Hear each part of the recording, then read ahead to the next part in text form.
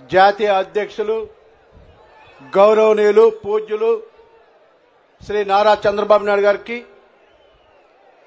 Janasena party అధ్యక్షులు power star Pawan Kalyan గారికి, నారా లోకేష్ గారికి, వేదిక మీద ఉన్నటువంటి గౌరవ తెలుగుదేశం పార్టీ నాయకులకు, వేదిక మీద ఉన్నటువంటి గౌరవ జనసేన పార్టీ నాయకులకు, వేదిక ముందున్నటువంటి గౌరవ బీసీ నాయకులందరికీ ముందుగా నా హృదయపూర్వకమైన ధన్యవాదాలు తెలియజేస్తా ఉన్నాం. బీసీల యొక్క ఆత్మ గౌరవాన్ని, బీసీల యొక్క సామాజిక ఎదుగుదలని కోరుకున్న పార్టీ తెలుగుదేశం పార్టీ. మీరు గతాన్ని చూసుకుంటే తెలుగుదేశం పార్టీనే ఒక ఎర్రం నాయుడు గారు లాంటి తయారు చేసింది. తెలుగుదేశం పార్టీనే ఒక యనమల రామకృష్ణ లాంటి తయారు చేసింది.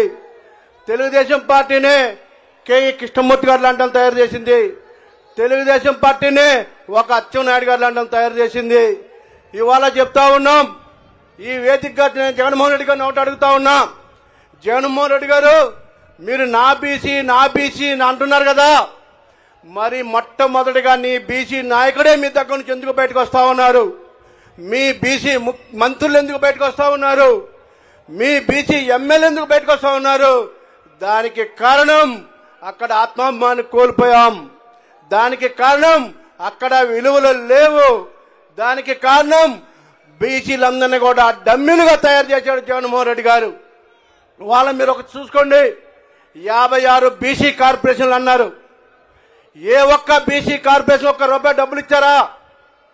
ఏ ఒక్క కార్పొరేషన్కైనా ఒక కారు లోన్ ఇచ్చారా?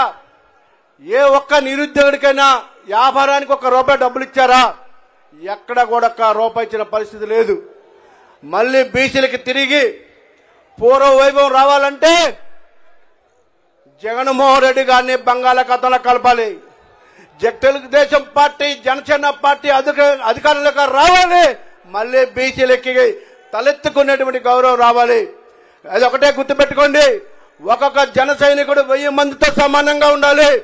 ఒక తెలుగుదేశం పార్టీ కార్యకర్త 1000 మందితో సమానంగా తయారై ఇక్కడ ఉన్న బీసీ ప్రతి నాయకుడు కూడా వైఎస్ఆర్ కాంగ్రెస్ పార్టీని బంగాళాఖాతంలో తొక్కడానికి సైనికులాగా పనిచేయాలని చెప్పేసి నాకు ఈ అవకాశం ఇచ్చిన ప్రతి ఒక్కరికి మనస్ఫూర్తిగా పేరు ధన్యవాదాలు తెలియజేస్తున్నాను. Thank you.